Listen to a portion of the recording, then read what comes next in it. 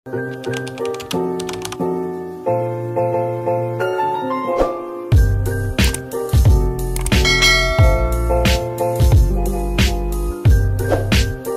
toddler ako, of course. Naghugas pa ako ng bote, mga dadihan nila.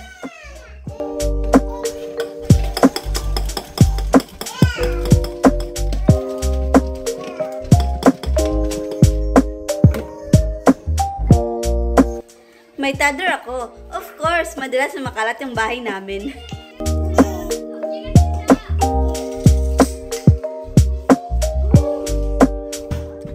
May toddler ako. Of course, marami ako labahin ng mga damit ng bata. Gabundok na nga eh.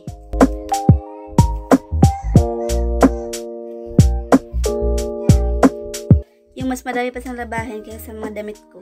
Mga damit namin. May toddler ako. Of course, may mga libro sa bahay pero hindi naman nila binabasa dahil sinusulatan lang ng kung ano-ano.